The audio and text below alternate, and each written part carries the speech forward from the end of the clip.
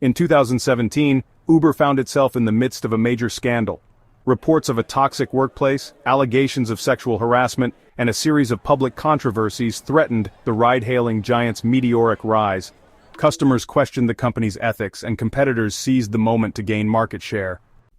Uber's troubles began with accusations of systemic sexism and a corporate culture that prioritized rapid growth over ethical behavior. As these allegations multiplied, the media spotlight intensified. Consumers expressed outrage on social media, drivers staged protests, and investors grew wary of the brand's long-term stability.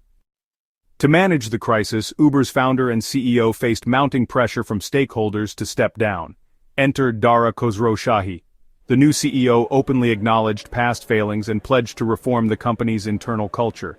This leadership transition was a pivotal moment, signaling that Uber was ready to confront its issues head-on. Under Khosrowshahi, Uber introduced a series of reforms aimed at making the company more transparent and accountable.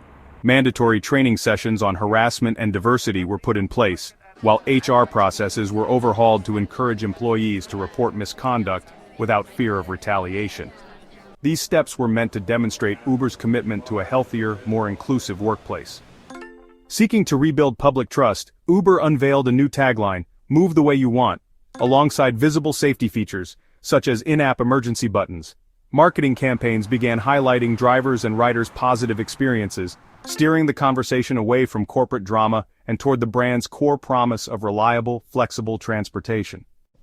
Though Uber's transformation is still evolving, the company's journey offers a clear lesson. Profound reputational crises often require decisive leadership changes, policy overhauls, and a transparent commitment to better values. By owning its mistakes and realigning with customer needs, Uber has shown that redemption is possible, even when a brand seems to be in free fall.